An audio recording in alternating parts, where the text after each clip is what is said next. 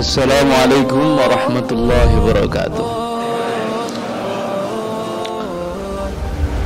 Alhamdulillah nahmaduhu wa nasta'inuhu wa nastaghfiruh wa nu'minu bihi wa natawakkalu alayh. Ashhadu an la ilaha illallah wa ashhadu anna sayyidina Muhammadan abduhu wa rasuluh. Allahumma salli wa sallim ala sayyidina Muhammadin al-fatih lima ughliq wal khatim lima sabaq nasiril haqqi bil haqq al-hadi ila siratikal mustaqim wa ala alihi wa sahbihi haqqa qadrihi wa miqdarihi al-azim, amma ba'd. Tadi MC-nya sudah nyinggung, nama kok susah betul disebut. Al-Khirid, nama saya Al-Qari Afrizan bin Idrus Al-Khirid. Al-Khirid itu nama marga. Marga Khirid itu sendiri sebenarnya nama gua. Nama gua di kota Mashhad, Yaman Selatan. Karena kakek saya itu adalah dari Yaman Selatan. Di Qari bin Idrus bin Husain bin Muhsin bin Alwi bin Muhsin bin Abdullah bin Sulaiman. Itu dari Hadramaut sana. Kemudian wafat di Palembang. Kemudian ada yang hijrah ke Madura, dakwah. Kemudian ada yang ke Sumbawa, Habib Muhsinnya. Lah saya ini terdampar di Jawa Timur, Temburu tuh. Ya karena ya dapat putri keluarga Pondok Temburu. Ya gitu ya, jelas ya. Jadi Al-Khirid memang sulit orang Jawa bilang Khirid. Al-Khirid. Memang orang Jawa itu begitu. Nama bagus-bagus itu jadi berubah. Jenenge Alexander ku iso Sukendar. Namanya dulu di tanah Jawa ini ada seorang dai namanya Sayyid Bakir. Namanya Sayyid Bakir. Oleh orang Jawa namanya Mbah Subakir. Aku patuh gitu ya. Sayyid Bakir. Karena ini sudah ngomong nama ya, sudah kadung kita bahas nama lah. Saya juga nggak tahu ini bahasa apa, juga nggak tahu ini tema nggak di ini temanya apa ini ngaji di apa nih Biru Walidain ini nggak tahu. Pokoknya sak muni kuno ya wes. Nah karena antum sudah buka itu masalah nama ya, saya tak bahas ini aja. Kita cerita-cerita mengenai, kita dongeng tanah Jawa. Karena memang saya sempat fokus mempelajari masalah sejarah masuknya Islam ke tanah Jawa. Dulu Jawa ini di zaman keemasan, yaitu zamane Hayam Wuruk. Mojopahit niku kekuasaan ini sampai Australia ini Mojopahit, Filipina ini Mojopahit, begitu kuat sehingga Mojopahit itu punya hubungan diplomasi ya, agar kuat karena terancam Tartar. Dulu itu ada satu bangsa namanya Mongolia atau bangsa Tartar. Ini bangsa ini melakukan penyerangan ke seluruh wilayah, termasuk korban yang 200.000. Sebagian riwayat mengatakan 400.000 umat Islam disembelih di Baghdad. Diceritakan oleh Al-Imam Ibnu Athir dalam kitabnya Tarikh Al-Kamil, 4.000. Sehingga telapak kaki kuda orang-orang Mongol itu tenggelam dengan genangan darahnya umat Islam. Sehingga di seluruh dunia terjadi fobia Mongol. Jadi kalau nek mangan nang warung enek wong nyebut jeneng Mongol, Melayu. Kaya wong saiki lho, enek wong balang tas ngono Melayu. Wih jenenge wong balang tas kok iso Melayu. Fobia Mongol. Nah, semua wilayah Bukhara sampai Jazirah Arab didatangi oleh Mongol. Lah Indonesia sempat melebu Trenggalek, masuk Trenggalek, tapi nggak jadi karena waktu itu memang Majapahit itu punya hubungan dengan kerajaan Cempo atau Campa. Kerajaan Campa di mana itu? Kamboja. Kemudian juga punya hubungan dengan Malaka, sehingga menjadi kuat, buat front begitu agar bisa menanggulangi serangan Mongol. Waktu itu di tanah Jawa itu Boso Jawa itu sendiri itu yang buat Wonocoroko itu adalah orang Islam, namanya Haji Soko. Haji Soko itu jauh datang sebelum Wali Songo, jauh. Nah itu Haji Soko ini punya 2 santri. Ini guru saya yang cerita.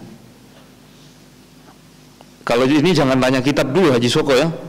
Nah, nanti setelahnya itu baru kitabnya apa gue. Nah, itu. Nah, Haji Soko ini punya 2 santri. Santrinya itu dititipin keris. Salah satu orang santrinya kasih keris.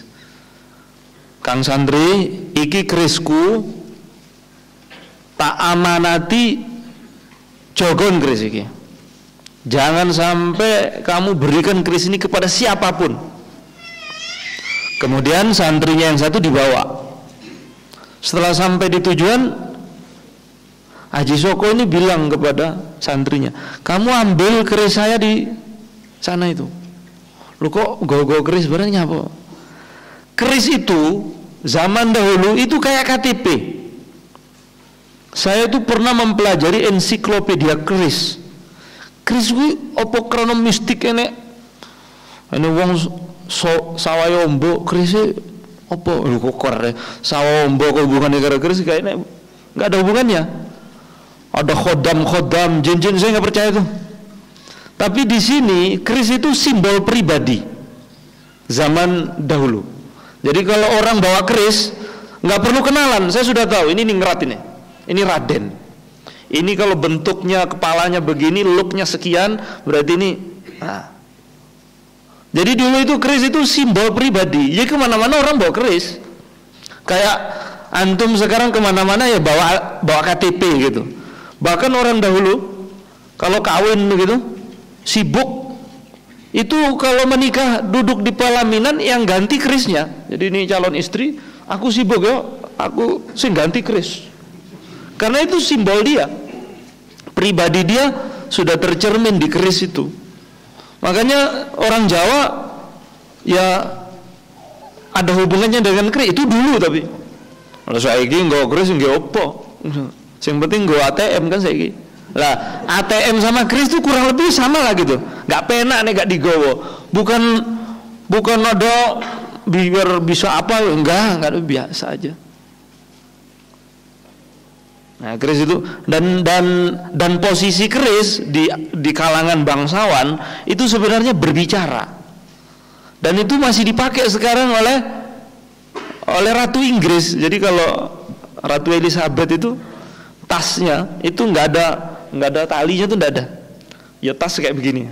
Kalau dikepit di ketiak berarti saya nggak mau lama. Itu nanti ajudannya sudah paham tuh, oh nggak ini mau pergi nih, nggak mau lama. Kalau tangannya begini megangnya, oh berarti saya pingin lama di sini. Kalau dibalik, penutupnya dibalik, berarti saya nggak mau bicara sama orang ini. Kalau modelnya begini, oh berarti saya mau beli. Nggak perlu ngomong kalau bangsawan itu, setiap gerakannya itu sudah menyimpan makna dan itu yang nerjemai pengawalnya semua. Lah raja-raja dulu ningrat dulu nggak perlu ngomong, ya, kerisnya dibuka titik, oh ini nantang, no.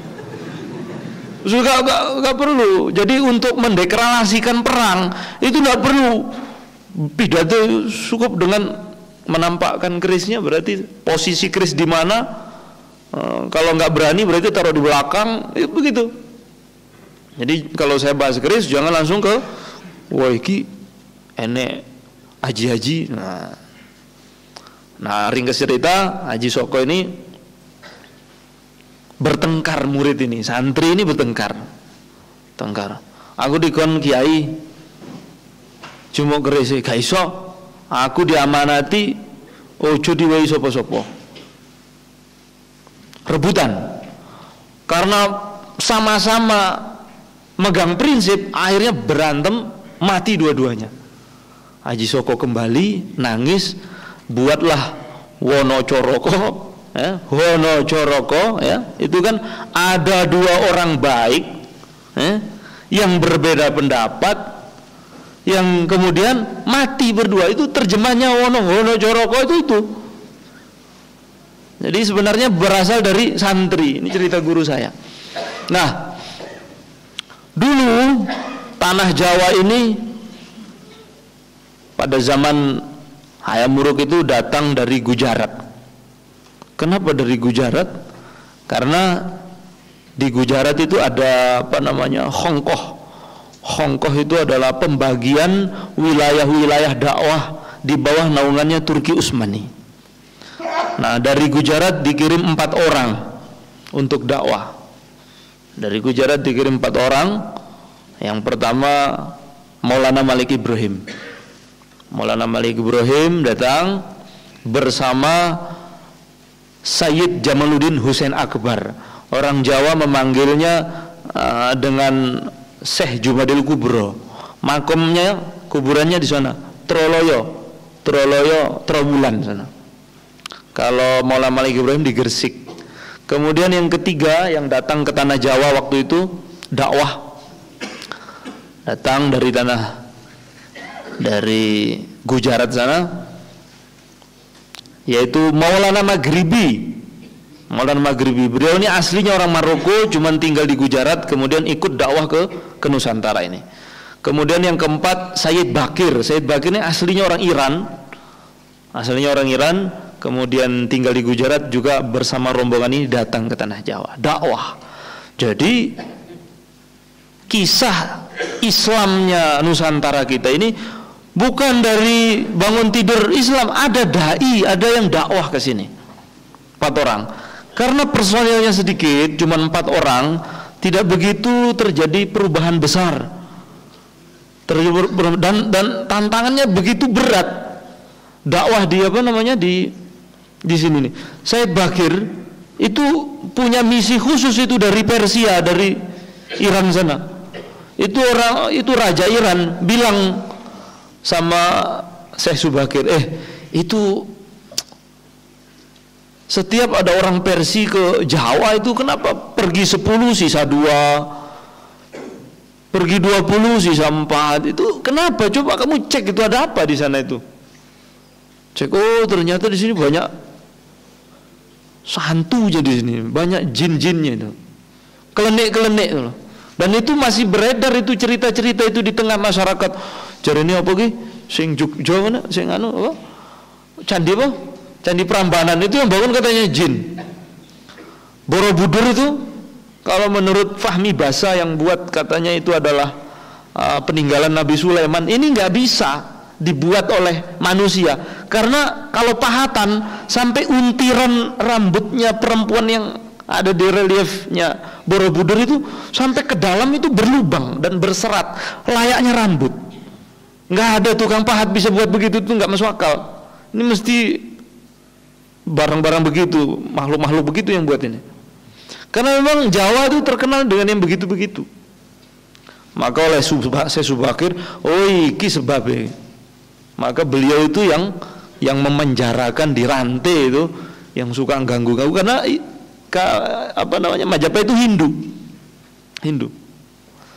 Diceritakan di dalam kitab, ada kitab namanya, saya pernah baca, namanya Ahlal Musamarah fi Hikayati Awliya'il Ashrah namanya. Yang nulis itu Syekh Abu Fadl Senori itu. Itu dulu ketika perang antara Raden Patah dengan Majapahit, itu Raden Patah minta bantuan ke sana, ke Palembang. Di sana dia punya kakak tiri namanya Aryo Damar. Kalau orang Jawa bilang Damar Wulan. Aku ini harap perang karo bapak. Aku jaluk tulung. Jaluk tulung apa? Aku butuh bantuan pasukan sekian. Gak iso. Saya nggak bisa membantu kamu sebanyak itu. Tapi kalau kamu mau, ini ada dua bambu. Ini bukan dongeng biasa ya. Ini ditulis oleh pakar hadis dalam bahasa Arab. Dua bambu. Ini bambu, ini sebenarnya dari nenek saya. Nenek saya itu aslinya Cina. Jin-jin ifrit itu dikurung di sini. Gitu. Terus gimana? Ah, itu lepas aja itu di wilayah Majapahit itu, lepas aja. Nanti kena corona semua itu. Ya kurang lebihnya begitu, kena wabah lah, taun. Kalau di kitab taun, kena wabah taun. Akhirnya benar dibawa ini. Ketika Raden Patah baca, oh iya wis. Maka pasukan seadanya berangkat dipimpin oleh ayahnya Sunan Kudus, namanya Haji Usman atau Sunan Mudung. Makamnya di Trowulan sana, dekat dengan Syekh Jubedil Kubro. Nanti kita peruncing dengan tanya jawab ya. Itu ada satu orang itu penasaran, perang kok goy iki apa gitu. Iseng dia sama temannya, Renya dibuka, itu suara ada dengung seperti kadawi nahl, seperti dawi nahl itu seperti dengungnya lebah gitu. Kemudian yang satu dibuka di wilayah Majapahit, pagi dibuka, sorenya tuh sudah kena taun semua, satu wilayah Majapahit. Jadi sebenarnya pandemi atau wabah itu berhubungan kuat dengan jin. Karena Nabi SAW bersabda dalam suatu hadis sahih, habisnya umatku disebabkan dua perkara, at-ta'nu wat-ta'un. At-ta'nu itu artinya perang, ya, habis mati syahid karena korban perang. Wat-ta'un, tikaman dari jin. Ta'un itu artinya tikaman dari jin. Ada seorang sahabat tanya, wa mat ta'un ya Rasulullah, apa itu ta'un? Maka Nabi menjawab, wakhzun min aduikum wakhzu aduikum minal jinni. Wabah pandemi ta'un itu sebenarnya tikaman dari musuh kalian dari kalangan jin. Hadisnya sahih itu. Maka ketika hadis ini diriwayatkan oleh Al-Imam Ibnu Hajar Al-Asqalani, apa yang beliau katakan? Beliau mengatakan, saya ini termasuk keluarga yang korban ta'un, 2 putri saya wafat. Gitu. Jadi ini ada hubungannya, karena saya juga kadang heran ya, yang misalnya ada orang yang kena wabah begitu, itu satu kena di dalam rumah, ya aman-aman aja, yang lain kayak sudah dipilih gitu. Seperti sudah ada daftarnya yang bakal kena itu. Bahkan itu di dalam kitab Al-Isa'ah fi Asratis Sa'ah, Syekh Muhammad bin Rasul Al-Barzanji, beliau mengatakan itu ada jenis ta'un itu namanya ta'un syawarif. Ta'un syawarif itu adalah wabah pandemi yang kena itu hanya pejabat. Kalau nggak pejabat nggak kena. Loh, aneh itu, kayak pilih-pilih dia. Ada ta'un dulu pernah terjadi wabah itu namanya ta'un azaro. Ta'un azaro itu yang kena hanya perawan. Kalau janda atau sudah punya suami nggak kena. Jadi korban itu hanya gadis. Ya kan, aneh kan? Jadi memang ya kita nggak bisa lihat kan ini masalahnya. Maka saya dulu ketika awal-awal pandemi itu saya buka kitab-kitab cari obat. Iki ngelawan virus corona ki apa ya? Ada nggak obat-obatnya gitu? Kok ayatnya ruqyah semua gitu? Saya buka kitab-kitab klasik karangan orang dulu, bagaimana mereka menghadapi ta'un, yaitu wabah ta'un. Sebenarnya ta'un sama corona beda ya. Kalau ta'un itu cepat sekali matinya. Kalau pagi kena, sore sudah wassalam itu ilal akhirah. Kalau sore kena, pagi sudah meninggal. Kalau corona kan enggak. Cari-cari, oh ini. Nah, kembali ke keadaan tanah Jawa ketika itu. Tanah Jawa itu benar-benar mistik, hingga penuh dengan mistik. Maulana Malik Ibrahim wafat kena kolera. Terus Maulana Baghribi wafat sakit. Kemudian Said Bakir kembali ke Gujarat. Kalau kita baca babat tanah Jawa, itu ada istilahnya ngumbali tanah Jawa, karena ini yang ngerantai setan-setannya itu yang suka ganggu itu sudah kembali, nggak di tanah Jawa. Wallahu ta'ala alam. Nah, dulu ketika generasi ini sudah ada yang wafat, 42 tahun kemudian baru datang rombongan dari Cempo atau dari Campa, yaitu Ali rahmatullah atau dikenal dengan Sunan Ampel. Itu datang dengan keluarganya. Tahu umurnya berapa? Hanya 20 tahun. Ini diceritakan dalam kitab Syamsuz Zahirah. Sunan Ampel datang ke tanah Jawa bersama keluarganya, itu umur 20 tahun. Sangat muda. Kemana pertama kali beliau menginjakkan kaki? Di dalam kitab Syamsuz Zahirah, beliau pertama kali jujur itu di Palembang. Kok Palembang? Iya, Palembang dulu adalah wilayah kerajaan Sriwijaya, dikalahkan oleh Majapahit. Kemudian adipatinya di situ namanya Aryo Damar atau Damar Wulan dalam legenda Jawa. Jadi perlu saya, karena banyak nama-nama yang terkait yang akan saya sebut. Jadi dulu di tanah Jawa itu ada namanya Pamong Asmo. Pamong Asmo itu yang mengawasi nama-nama orang, nggak sembarangan. Jadi kalau ningrat, kalau orang-orang kerajaan itu namanya kaitannya dengan benda-benda langit. Kartiko, ya, artinya itu bintang, ya. Seperti misalnya Aryo Damar, Damar Wulan, ya. Paku Alam, Mangku Bumi. Pokoknya yang kalian dengan planet-planet, angkasa-angkasa, itu raja, itu raja, keluarga raja. Tapi kalau sudah patih itu ya aristokrat, patih, ya, pejabat-pejabat, itu namanya binatang-binatang, ya, Kebo Kenongo, ya, Gajah Mada, Singosari, Lembu Suro, Lembu Kanigoro, itu nama aslinya Betoro Katong yang ada di Ponorogo tuh, Lembu Kanigoro. Jadi dulu tuh nggak sembarangan orang nama kebo-kebo itu. Kalau sekarang mah enggak, kalau mau ya silakan gitu. Tapi dulu nggak sembarangan orang nama binatang-binatang itu. Nah, kalau kelas biasa masyarakat itu namanya satuan-satuan hari. Nek lahire pon, no, poniman, ya, gitu. Legiman, legiem, nek wedok, ya. Nah, itu satuan-satuan hari. Atau orang Jawa dulu kalau lahir pas pain dulu bakul, gitu, langsung cenger anaknya dulu. Pas pain dulu bakul, namanya bakul, buran, apa begitu. Itu berarti rakyat biasa. Jadi kelas-kelas sosialnya tuh luar biasa. Dan ada kasta-kasta. Di tanah Jawa itu punya kasta. Jadi orang dulu ngomong ingsun tuh nggak boleh. Ngomong ingsun nggak boleh tuh. Karena ingsun tuh hanya untuk raja manggil dirinya. Dan Hindu di tanah Jawa, kalau apa namanya kelasnya kan feodal sekali tuh. Kalau kelasnya itu hanya kelas waisa, orang bawah, sudra bawah, bukan apa namanya, bukan orang Brahma. Itu nggak boleh baca kitab suci, itu nggak boleh.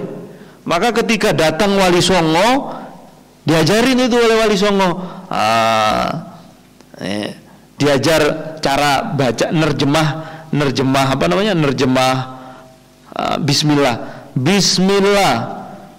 Bismillah ngaji sopo ingsun kelawan nyebut asmone Allah Ar-Rahmani kang maha welas, Ar-Rahim kang maha asih.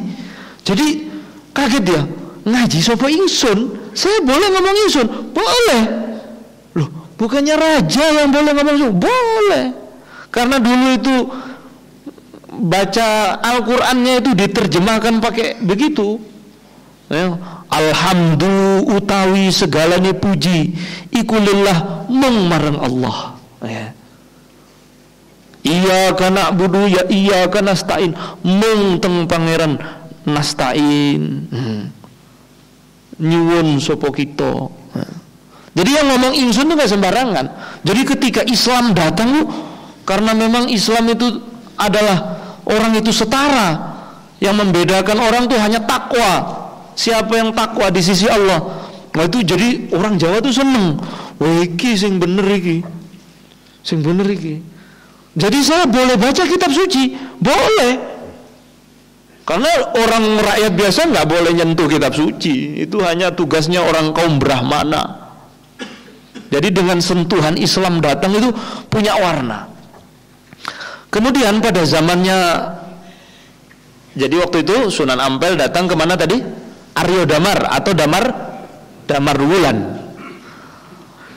Bayangkan umur 20 tahun itu dakwah ke Patih Palembang, itu langsung masuk Islam. Jadi Palembang lebih duluan daripada Jawa. Jadi Aryo Damar masuk Islam. Nah Aryo Damar ketika itu bawa 2 adik tiri. Yang satu namanya Jaya Wisnu, yang satu lupa saya namanya. Dua-duanya masuk Islam. Diambil 2 orang ini oleh Sunan Ampel jadi santrinya. Yang Jaya Wisnu diganti namanya jadi Hasan, yang saudaranya namanya Husain. Yang Husain jadi Adipati Terung, Katrungan. Nah yang Jaya Wisnu itu jadi Raden Patah, yaitu Raja Demak Bintoro. Itu dulu Hindu itu. Putranya Brawijaya jadi santrinya Sunan Ampel, dibawa ke Ampel sana.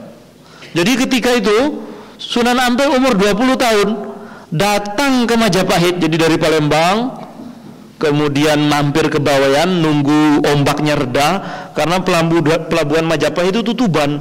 Ada waktu-waktu tertentu ombaknya begitu besar nggak bisa dilewati. Jadi mampir di Bawean dulu, kemudian baru masuk ke pelabuhan Majapahit, yaitu Tuban. Kemudian datang ke Majapahit, disambut oleh Brawijaya. Hanya dalam waktu 4 bulan Brawijaya masuk Islam. Aneh saya itu. Kok bisa itu? Gimana dakwahnya semudah itu? Kok bisa seperti itu? Gitu. Raja Majapahit yang luar biasa, kok bisa masuk Islam? Ternyata dakwah beliau dengan akhlak. Beliau menampakkan akhlaknya selama dalam kerajaan. Pertanyaannya, kenapa kok bisa disambut baik oleh kerajaan? Ternyata bibinya Sunan Ampel, jadi Sunan Ampel ini punya ayah namanya Ibrahim Ghazi. Ya, Ibrahim Ghazi ini diambil menantu oleh Raja Campa, nikah dengan putri Raja Campa namanya Ratu Condowulan namanya. Ratu Condowulan ini punya saudari namanya Ratu Dorowati. Ratu Dorowati ini nikah dengan Brawijaya V atau Sri Kertawijaya. Berarti bahasanya Mbah Ampel ke Brawijaya itu apa? Paman kan? Karena itu suaminya, bibinya. Maka disambut baik oleh kerajaan, disambut baik. Seneng. Karena ini jatuhnya ponaan dan tahu itu Islam. Melihat akhlaknya yang luar biasa, terkesan Sunan itu Brawijaya masuk Islam. Maka karena sudah masuk Islam, diberi wilayah. Kamu saya kasih wilayah, terserah kamu buat apa. Dikasih wilayah di daerah Galuh. Galuh itu mana? Surabaya. Nama aslinya Surabaya itu Galuh. Galuh. Jadi kalau nama-nama orang dulu tuh memang kadang beda dengan istilah Jawa sekarang.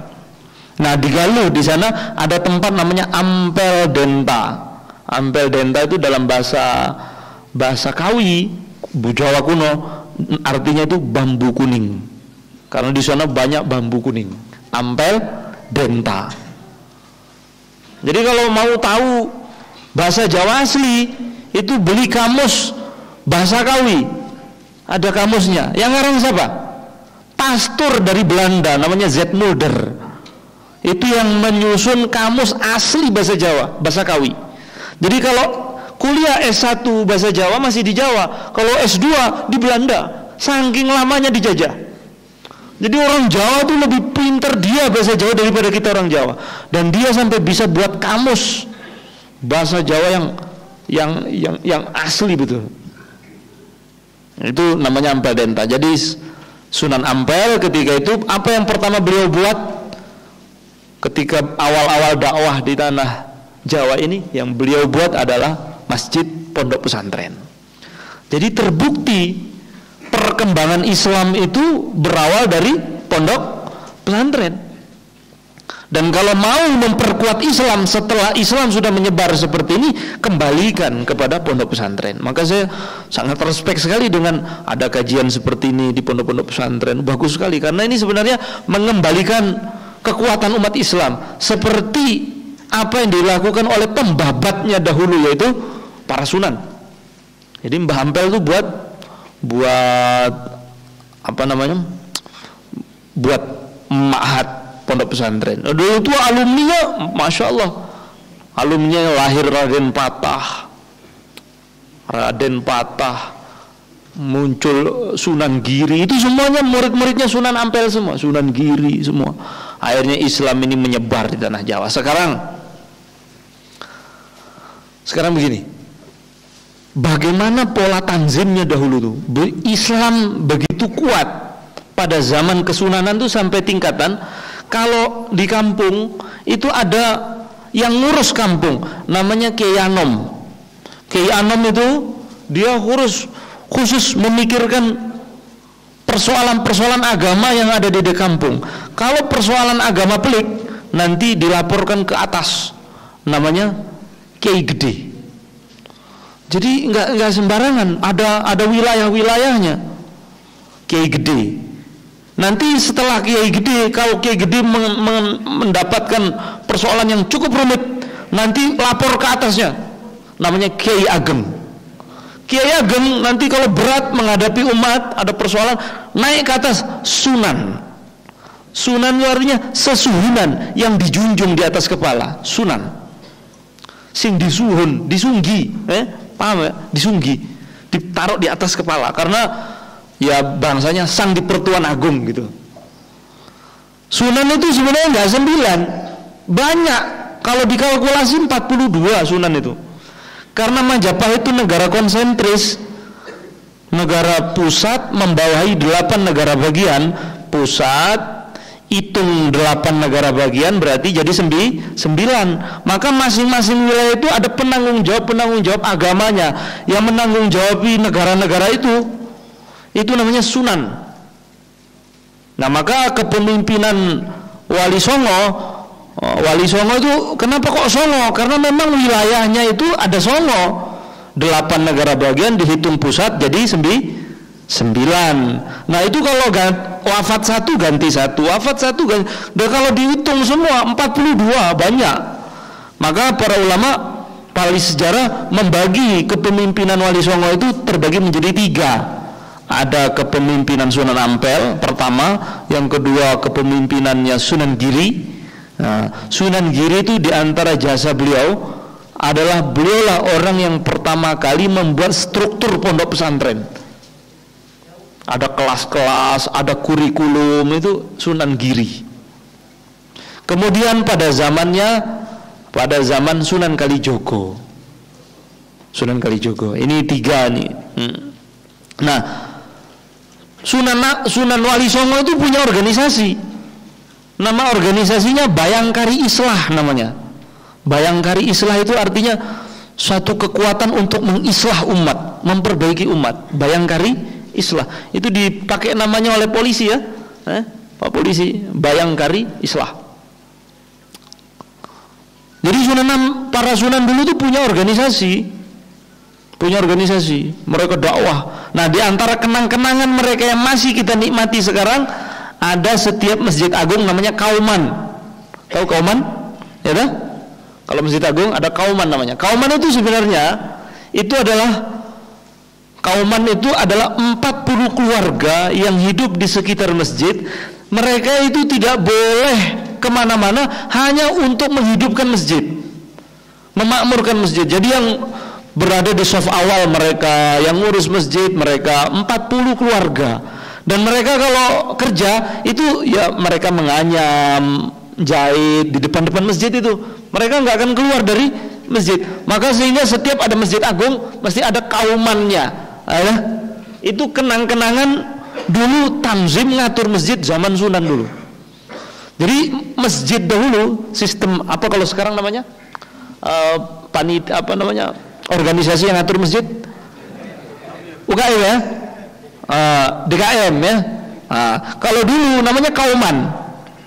40 keluarga nggak boleh mikir apapun kecuali hanya mikir masjid ini makmur. Jadi sudah sangat maju betul itu Islam ketika itu. Nah, di antara yang kita sayangkan, di antara misinya Belanda, dan ini ditulis di dalam buku Api Sejarah yang ditulis oleh seorang sejarawan kita itu, Mansur Suryanegara itu, dia nulis buku yang mengungkap bahwasanya di antara upaya Belanda ketika menjajah kita, berdirinya kerajaan Hindia Belanda di Indonesia ini 350 tahun, di antara upaya mereka adalah menghapus jejak-jejak atau memelintir sejarah Wali Songo. Ada ensiklopedia namanya Dakwah Islamiyah. Itu diceritakan Wali Songo cuman cuplikan-cuplikan begitu, enggak detail begitu. Nanti kalau mau yang detail cerita dari rakyat udah aneh-aneh. Wah, aneh mana ini? Sunan Kalijogo, Jogo Kali. Nyapa di Jogo? Jadi Jogo bin Sekti. Lalu terus gak sholat? Yo gak wali nih gak sholat. So wali itu harus sholat. Kok sampai gak bergerak terus ditumbuhi apa? Ditumbuhi lumo tuh yo gak wali ngono kuwi. Terus kalau ada wayang-wayang dinisbatkan dengan wali gitu. Ini produk dakwanya Sunan Kalijogo. Saya berpikir kalau wayangnya mungkin, tapi kalau cerita wayang, ini saya muskil. Karena kalau dakwah urusan syariat itu boleh bertahap. Seperti contoh, dulu ketika diharamkannya minuman keras, itu kan bertahap. Nggak boleh minum minuman keras ketika waktu sholat. Kemudian dipukul rata, nggak boleh sama sekali. Rijzun min amali syaitan. Jadi kalau urusan syariat, dakwahnya boleh bertahap. Sampai kalau mau berhenti rokok, ya sehari berapa? 1 bungkus. Nah sekarang setengah saja. Boleh bertahap. Ya sehari 1 batang. Habis itu setengah batang. Habis itu hilang. Boleh. Tapi kalau dalam urusan akidah nggak boleh bertahap. Sekarang ya la ilaha illallah dulu, besok lah tahun depan Muhammad Rasulullah, nggak bisa, nggak boleh. Dalam tauhid itu bertahap-tahap, nggak boleh, harus langsung bener, langsung jelas. Lah sementara kisah carangan wayang itu ada cerita Mahabharata yang kaitannya dengan kehindu-hindu begitu. Lah saya enggak percaya kalau Sunan yang wali seperti itu dalam urusan tauhid, dakwahnya itu masih ada berbau-bau Hindunya. Nah itu sudah. Nah maka menurut seorang profesor sejarawan dari UNER, Universitas Airlangga, saya tanya mengenai sejarah Wali Songo, sebenarnya wayang itu dari mana? Kalau menurut saya wayang itu tidak bisa dinisbatkan kepada Sunan karena bahasanya beda. Terus dari mana wayang itu? Itu sebenarnya produk Mataram. Jadi kerajaan Mataram punya kesenian biar laku karena orang Jawa tuh cinta dengan para wali, ya diwali-walikan. Iki Sunan Kalijogo iki ben laris. Jadi sudah ada muatan politik lah gitu supaya laris. Tapi kalau wayang tengul tuh wayang yang sudah orang begitu. Sudah orang. Nah itu wayang tengul itu agak sedikit masuk akal itu produknya Sunan. Karena cerita-ceritanya ada namanya Umar Moyo, ya, ada Amir Hamzah, yang gitu ya.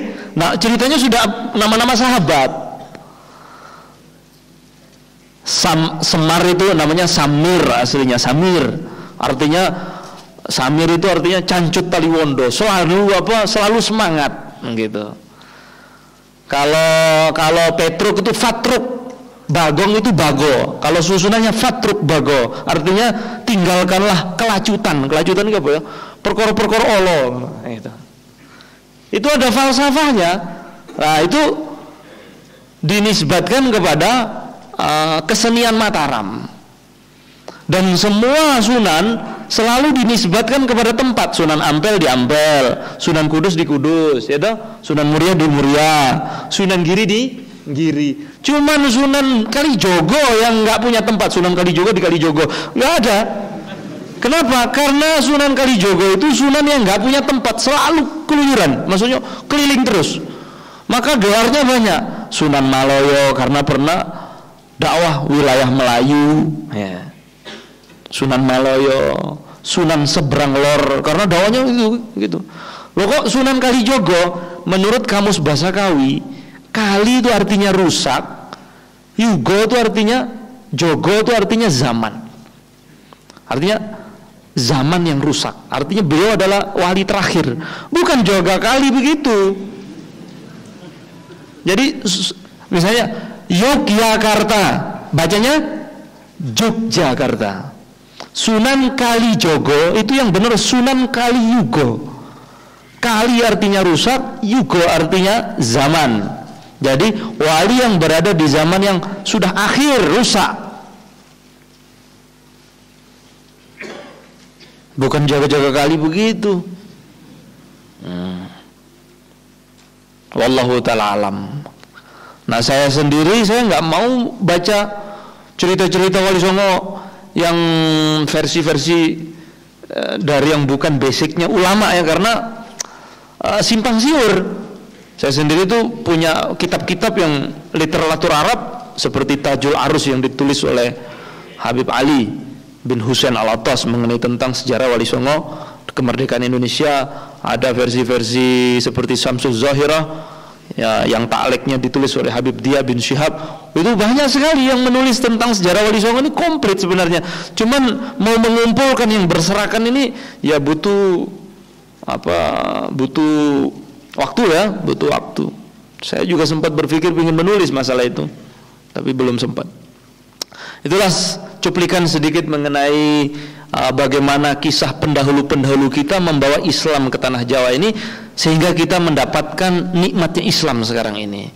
Man lam yashkurillah, man lam yashkurin nas, lam yashkurillah. Orang yang tidak mampu berterima kasih dengan orang yang sangat berjasa kepada dirinya, maka dia tidak akan bisa bersyukur kepada Allah.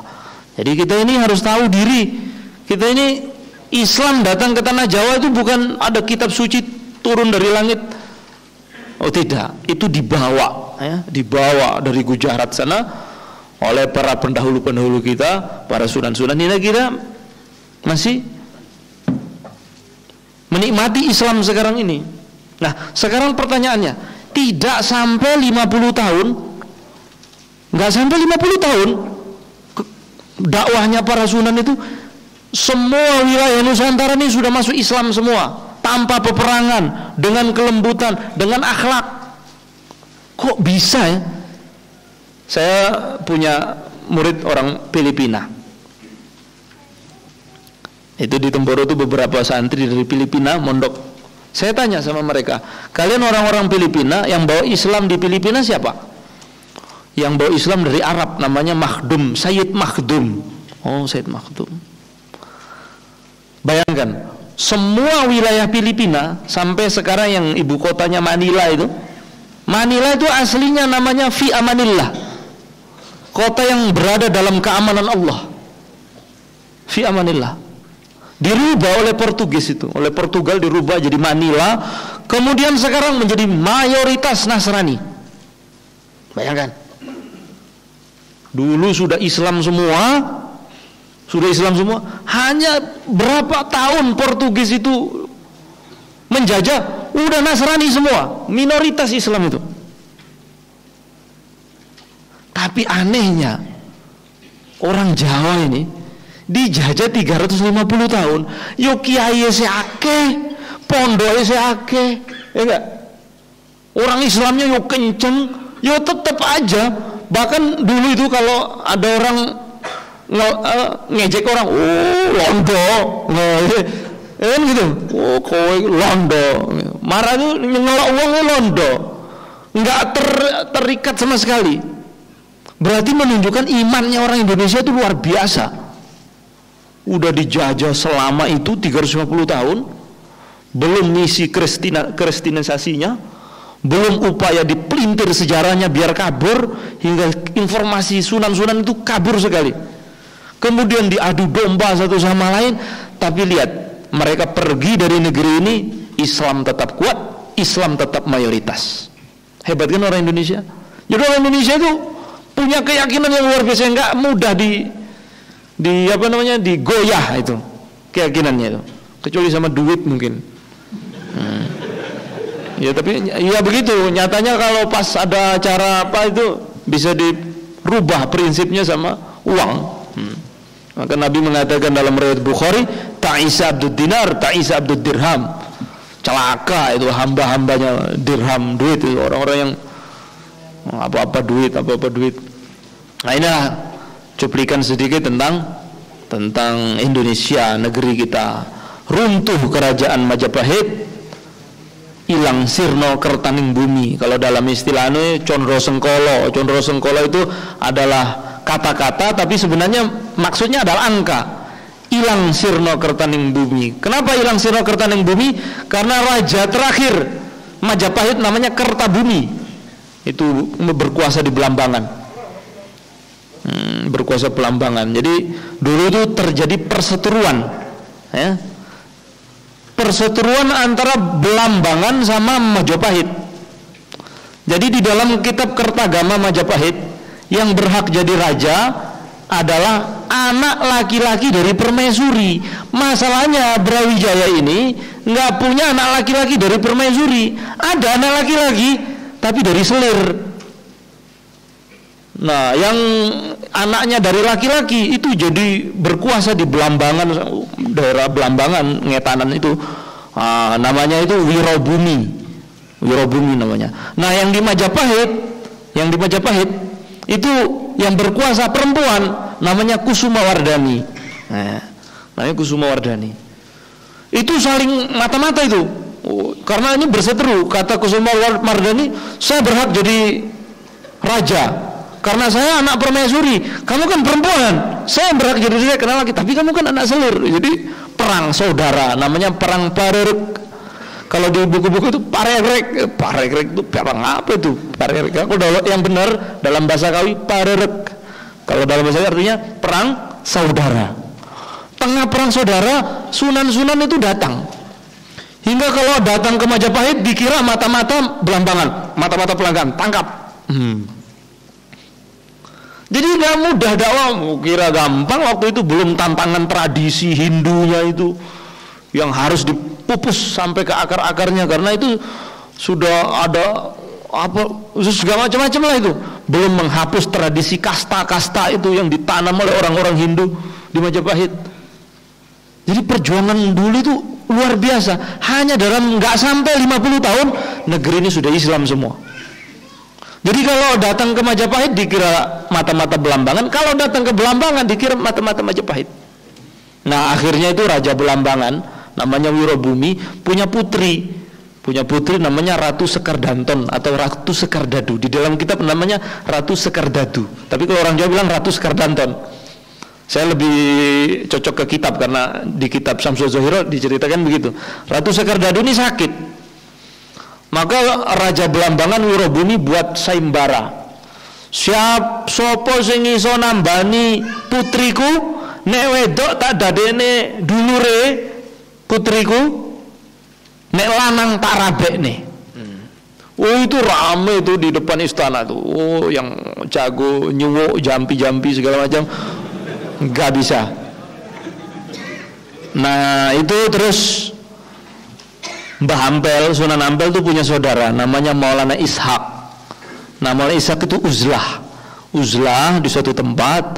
Nah, orang lapor kepada Wirobumi, Raja, di sana ada orang yang topo uzlah. Ada topo kan? Jadi topo kan ada dua, ada topo uzlah di gunung ibadah zikir, ada sing topo lelono. Ya, topo lelono itu hatinya yang topo. Topo apa betul?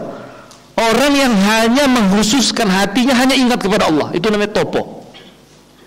Enak topo lelono, hatinya untuk Allah, tapi badan saya untuk manusia. Hati saya hablum minallah, tapi badan saya hablum minan nas. Ini yang terbaik.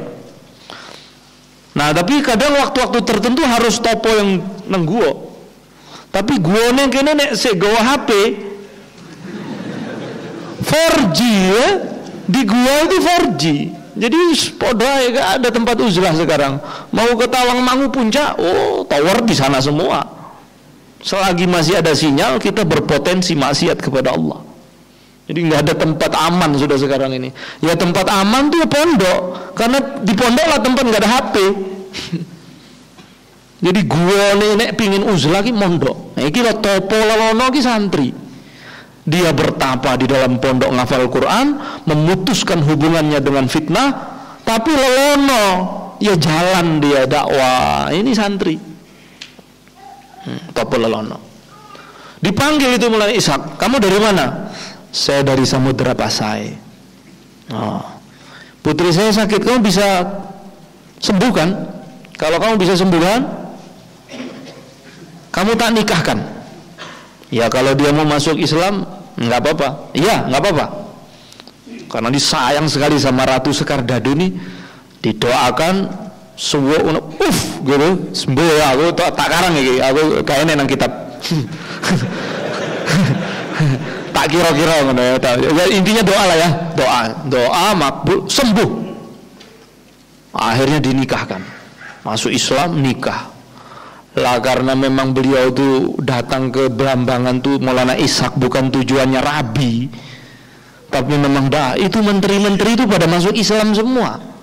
Ngamuk Wirabumi itu, walah tak waya anakku malah nikam dari belakang dia ya. Akhirnya marah Wirabumi itu, dia perintahkan bunuh Maulana Ishak. Lari Maulana Ishak, lari ke Samudra Pasai, balik. Nggak terima sampai situ Wirabumi. Wirabumi perintahkan untuk itu bayi yang ada di dalam kandungannya lahir langsung bunuh. Maka sang ibu nih Ratu Sekardado muslimah ini, gimana caranya selamatkan bayi saya?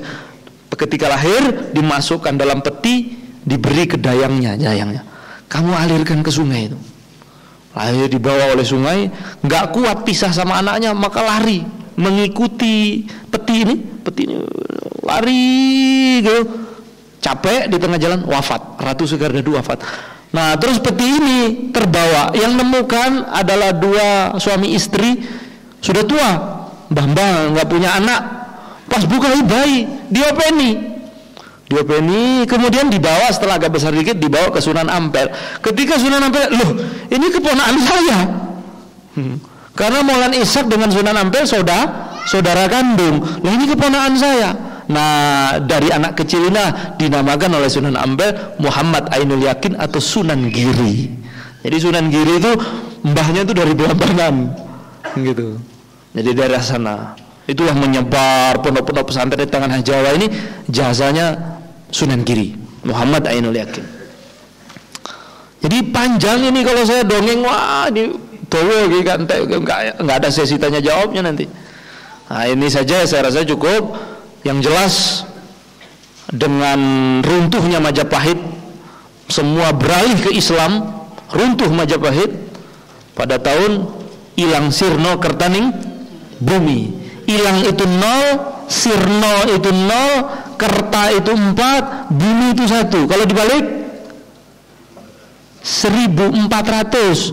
Kalau dirubah ke tahun Saka, tanggalan Jawa 1438. Itulah masanya hancurnya Majapahit. Mana kejayaan Majapahit? Hilang sirno kertaning bumi.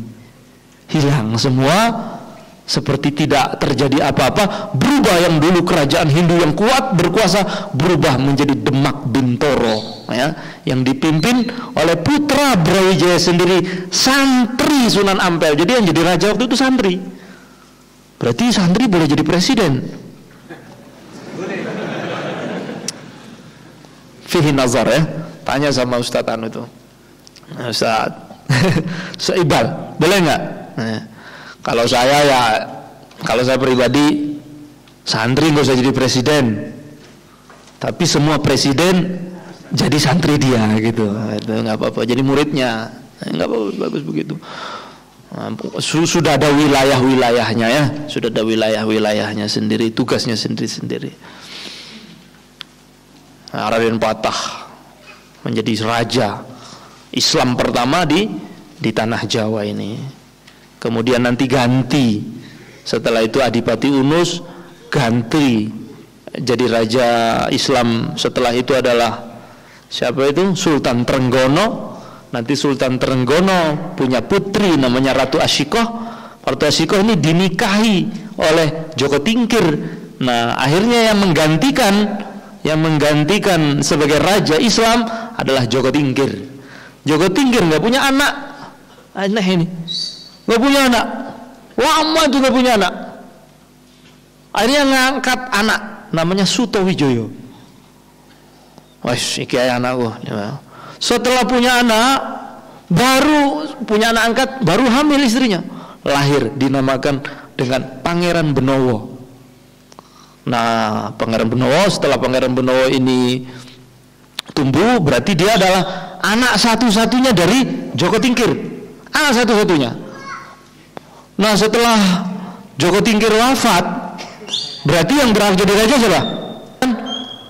Nah, tapi aneh ini.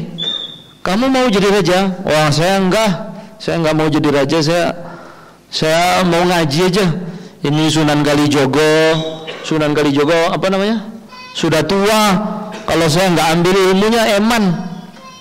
Jadi itu ditolak kerajaan sebesar itu demi ngaji, demi mondok. Yang jadi raja itu biar kakak saya aja, Sutowijoyo, kakak angkat saya. Masya Allah, itu kalau dalam literatur Belanda, itu Pangeran Benowo dijuluki orang paling bodoh di dunia. Kenapa? Kerajaan sebesar itu ditolak, dikasih ke kakaknya. Orang bodoh tuh. Padahal dia tolak demi apa? Ngaji, mondok, nyantri. Tapi karena berkah menolak kerajaan, karena ngaji, akhirnya seluruh kiai-kiai di tanah Jawa ini dari keturunan Pangeran Benowo ini. Jadi kalau kita usut itu kiai-kiai besar dulu itu, termasuk itu pendiri NU, itu keturunan Benowo itu. Keturunannya Pangeran Benowo, keturunannya Joko Tingkir. Ki Ahmad Dahlan yang mendirikan Muhammadiyah itu keturunan Sunan Giri tuh. Saya punya kitabnya, namanya Al-Imam Al-Muhajir. Punya kitab yang disusun oleh Habib Dia bin Syihab. Itu pendiri Muhammadiyah, itu keturunan Sunan Giri. Mbah Baidawi Lasem itu keturunan Benowo. Kiai-kiai besar itu keturunan Benowo semua.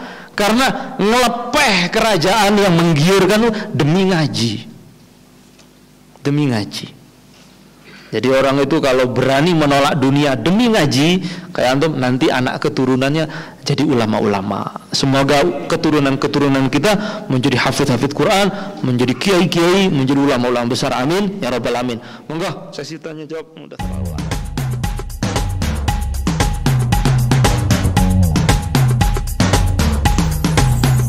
Marilah kita ucapkan